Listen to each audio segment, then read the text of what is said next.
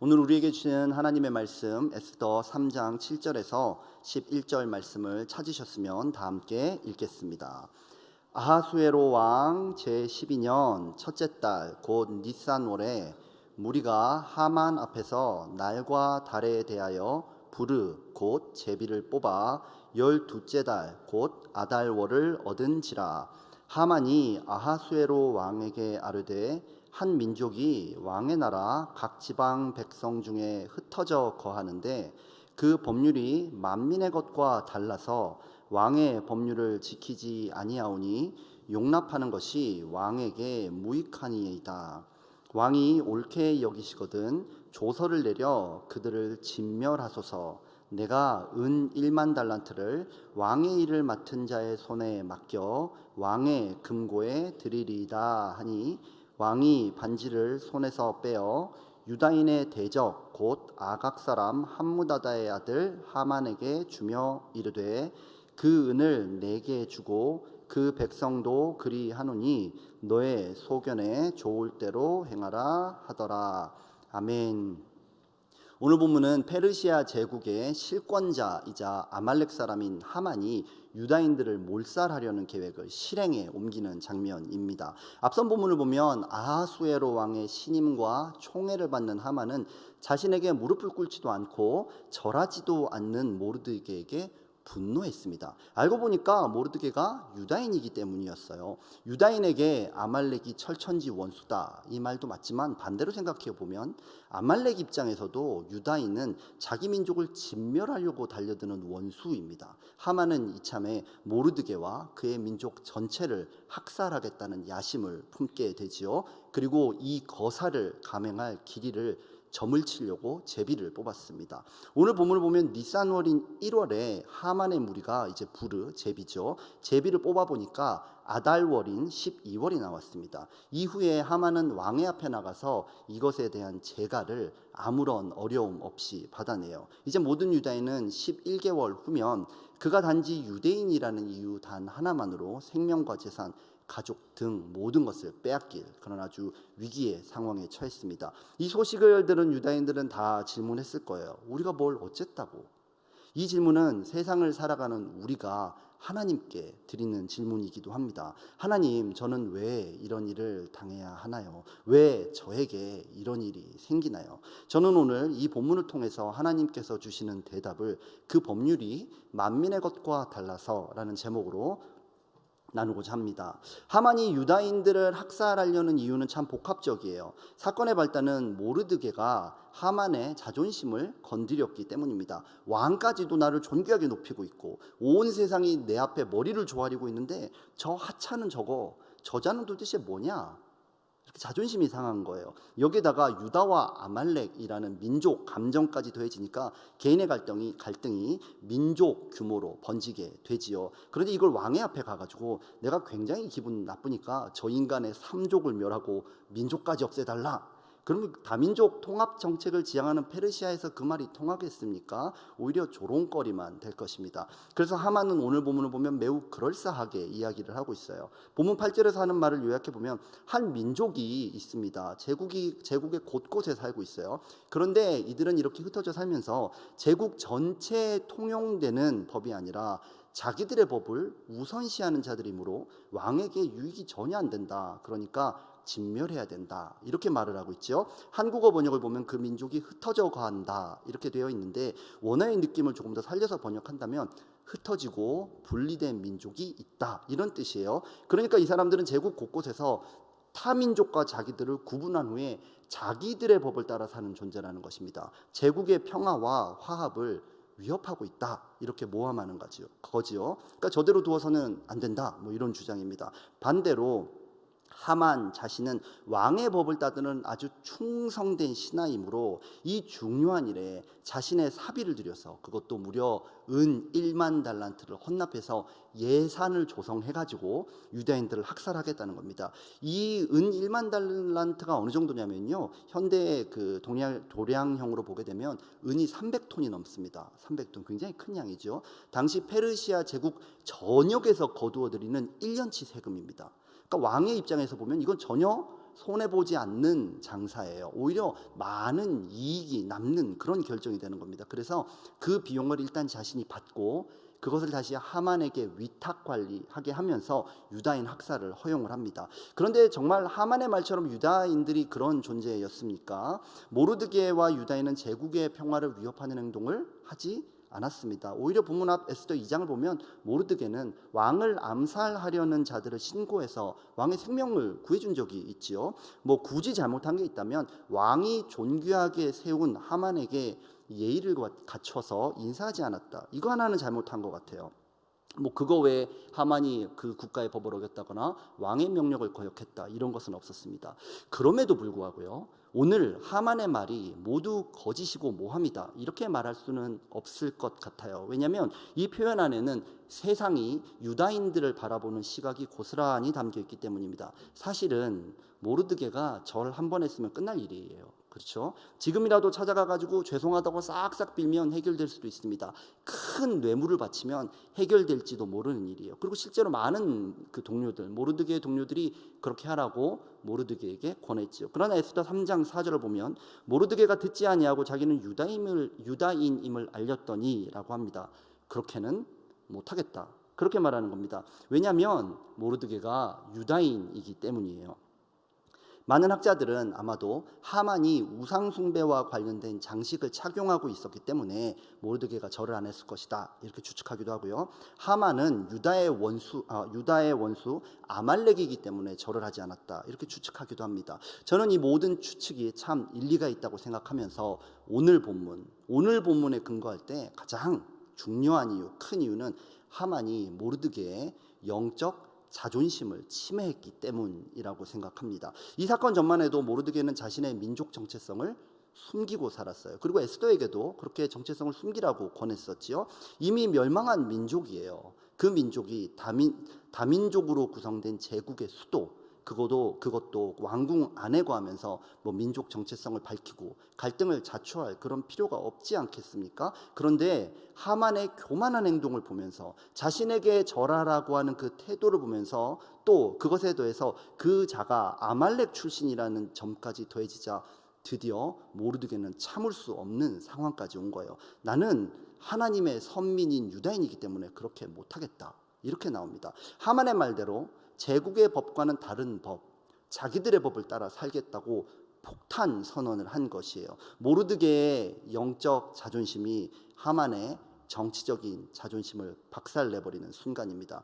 우리도 세상을 살다 보면 참 그럴 때가 있지 않습니까? 이 정도 행동은 뭐 세상은 다 그렇게 하는 거고 뭐 이 정도는 괜찮아, 문제가 되지 않아, 그저 그렇게 적당히 넘어가도 되는 거야 라고 세상은 말을 하지만 하나님의 백성으로서는 도무지 용납할 수 없는 그런 일들이 있지요. 그래서 세상과 갈등을 빚고 욕을 먹고 왕따를 당하고 손해를 보기도 합니다. 하지만 이런 갈등이 주는 유익이 하나 있어요. 그건 뭐냐면 우리가 참으로 믿고 따르는 존재가 누구인지를 확인할 수 있다는 것입니다. 모르드게는 페르시아 제국의 일원으로 살았어요. 그래서 페르시아의 법을 지키면서 살았습니다. 그렇지만 그럼에도 불구하고 그의 인생을 다스리는 법은 하나님의 법이었습니다. 하나님을 향한 믿음으로 자신의 운명, 자신의 생명을 내던진 모르드게, 그는 이제 어떻게 될까요? 이와 비슷한 유명한 사건이 페르시아 제국에서 과거에도 한 번 더 있었지요. 당시는 다리오 왕이 다스리던 때입니다. 절대로 다른 누구에게 기도하지 마라 이런 명령이 내려왔어요. 그런데 다니엘은 어떻게 하나요? 다니엘 6장 10절에서 다니엘이 이 조서에 왕의 도장이 찍힌 것을 알고도 기도했다고 합니다. 이 본문은 아람어로 기록이 되어 있어요. 도장이 찍힌 것을 알고도라고 한국어 성경에서는 번역했지만 사실은 도장이 찍힌 것을 알았기 때문에 도장이 찍힌 것을 알자마자라고도 번역할 수 있습니다. 다니엘은 평상시에 늘 기도했어요. 추운 날에는, 제 생각이지만 추운 날에는 창문을 닫고 기도했을지도 모르겠어요. 목이 많이 아플 때는 작은 소리로 기도하는 날도 있었을 것입니다. 그런데 이날은 달랐어요. 창문을 닫고 작은 소리로 기도하는 것이 전에는 아무런 문제가 되지 않았어요. 그런데 지금은 대적들이 전부 다 지켜보고 있습니다. 지금 그렇게 한다면요, 자기의 신앙 양심을 속이는 행위가 됩니다. 영적인 자존심이 허락하지 않는 거예요. 그러니까 도장이 찍힌 것을 알자마자 도장이 찍혔기 때문에 오히려 더 큰 소리로 창문을 다 열어놓고 기도하는 것입니다. 창문 닫고요. 입을 뒤집어 쓰고요, 작은 소리로 기도한다고 해서 하나님이 실망하시거나 진노하지는 않으셨을 것이에요. 그런데 이 시간은 다니엘이 스스로의 정체성을 확인하는 순간입니다. 나의 주인은 높은 관직이 아니다, 명예가 아니다, 다리오 왕도 아니다, 심지어 내 생명조차도 나의 주인이 아니다. 내가 따르는 주인은 오직 하나님, 그리고 내가 따르는 법은 오직 하나님의 법입니다. 자존심의 문제였습니다. 그리고 결국 그는 사자굴에 던져져 버렸죠. 아우, 믿었더니 사자굴 신세구나, 괜히 믿었어. 그렇게 했을까요? 그렇지 않습니다. 그는 창문을 열고 감사할 때처럼 사자굴이 열리고 사자굴에 들어가는 그 순간도 감사했을 것입니다. 우리는 세상의 권력자가 다니엘을 사자굴에 던졌다고 생각해요. 그런데 사실 이 상황은요, 다니엘이 자신을 하나님께 던지는 그런 믿음의 순간입니다. 설령 사자의 먹이가 됐다 하더라도 다니엘은 승리자 아닙니까? 그리고 모르드게도요, 동일한 승리를 나중에 체험하는 것을 우리는 보게 됩니다. 여러분도 혹시 인생을 살면서 직장에서나 학교에서나 삶의 현장에서 이런 갈등이 있지는 않습니까? 교회에서의 믿음과 세상에서의 삶이 분리되는 그런 갈등 있지 않습니까? 나의 영적 정체성, 내가 누구이며 나의 주인이 누구인지 혼란스러운 그런 삶을 혹시 살고 있지는 않습니까? 조금만 타협한다면 모든 문제 다 쉽게 해결될 텐데, 내 인생 조금 더 편해질 텐데, 바로 이때가 언제냐면요, 나의 주인이 누구인지를 확인하는 때입니다. 믿는 자들의 삶에, 신앙인의 삶에요, 고난과 번민이 없다면 그거야말로 위험한 겁니다. 우리가 이 세상에서 하나님의 법을 따라 살려고 한다면 반드시 어려움이 있지 않겠습니까? 우리 디모데후서 3장 12절 말씀을 함께 읽어보겠습니다. 무릇 그리스도 예수 안에서 경건하게 살고자 하는 자는 박해를 받으리라. 아멘. 오늘 본문의 모르드게가 박해를 받는 이유는 무엇입니까? 세상의 법, 세상의 이치, 세상의 방식이 아니라 하나님의 법, 하나님의 이치, 하나님의 방식을 따라 살기로 결정했을 뿐 아니라 그것을 실행했기 때문입니다. 본문 8절에 나왔듯이요, 그 법률이 만민의 것과 다르기 때문에 그런 것입니다. 세상의 법과 도리 당연히 지키고 따라야 해요. 존중해야 합니다. 그런데 그 법보다 위에 있는 하나님의 법이 나를 다스린다, 이런 말입니다. 신앙이란 무엇일까요? 내 주인이 누구이며 내가 누구의 법을 따라 살 것인지에 대한 결단입니다. 이 세상의 하만, 저 영적 세계의 사탄은 집요하게 이걸 노리면서 공격하지요. 내 법에 굴복해라, 내가 너의 주인이다. 하지만 우리가 진정 따라야 할 것은 무엇입니까? 오늘도 세상은 우리에게 말하죠. 너 신앙 잠깐 숨겨, 다들 그렇게 하는 거야, 이 정도는 넘어가지, 너 그렇게 멍청하게 그러고 있니? 세상은 그렇게 말하죠. 그렇지만 우리가 정말 따라야 할 것은 무엇이냐는 질문을 여러분들에게 드리는 것입니다. 우리 구주 예수님은 무엇이라 말씀하셨나요? 요한복음 16장 33절 말씀을 읽어보겠습니다. 세상에서는 너희가 환난을 당하나 담대하라, 내가 세상을 이기었노라. 아멘. 예수님이 십자가에서 세상을 다 이기셨다고 말씀하십니다. 만왕의 왕이 되셨고요, 복음의 법으로 승리하셨으므로 우리도 담대하라고 명령하십니다. 예수님은 우리에게 이 승리를 주시기 위해서 벌거벗김을 당하셨고요, 매를 맞으셨고요, 피를 흘리며 수치당하심을 개의치 않으셨습니다. 그분은 그렇게 우리를 위해서 자기 자신을 십자가에 내던지신 분이에요. 그렇지만 그런 내던짐의 죽음으로 끝이 났습니까? 그렇지 않습니다. 부활하셨고요, 십자가의 길을 따르는 모든 사람들, 지금 이 자리에 앉아서 예배드리는 우리 모두에게까지요, 예수의 법을 따르고 예수와 함께하는 자들에게는 승리의 면류관을 주리라 약속하신 주님인 줄로 믿습니다. 그 면류관을 받아들 사람에 대해서 성경은 이렇게 말씀하고 있어요. 히브리서 11장 36절에서 38절 말씀을 읽어보겠습니다.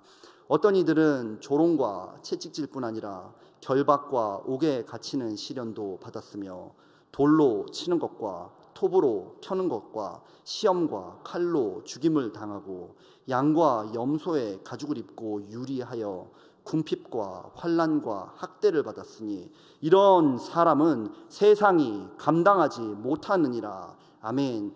오늘 눈앞에 여러분들 큰 절망과 함께, 그 절망과 동시에 혹시 그것을 피해갈 수 있는 아주 쉽게 피해갈 수 있는 유혹에 직면한 분이 계십니까? 세상의 위협, 유혹, 절망, 불의에 타협하지 마시고 우리를 책임지시는 분, 나를 다스리는 법은 하나님인 줄 믿습니다. 오늘 나의 주인인 예수님께 나 자신의 모든 문제, 허물, 연약함을 드리고요, 심지어 나 자신까지도 통째로 예수님의 십자가 앞에 던지는 여러분들 되기를 예수님의 이름으로 축원합니다. 오늘 하루 이런 믿음 가지고 승리하실 분들은 아멘 하시기 바랍니다. 아멘. 이런 사람은 세상이 감당하지 못하느니라. 아멘. 우리 함께 기도하겠습니다. 주님 감사합니다. 오늘도 우리를 사랑하셔서 그리스도인이라는 가장 영예로운 이름을 주셨으니 감사합니다. 거대한 세상 앞에서 우리는 작고 초라합니다. 그러나 우리가 믿고 의지하고 따르는 주인은 바로 역사의 주관자, 만물의 주관자, 문제보다 크신 하나님인 줄 믿습니다. 그러므로 세상을 두려워 떨게 만드는 승리가 오늘 이 시간 우리 삶에 임할 줄 믿습니다. 오늘도 우리를 십자가의 능력으로 붙드시는 주님께 감사드리며 예수님의 이름으로 기도합니다. 아멘.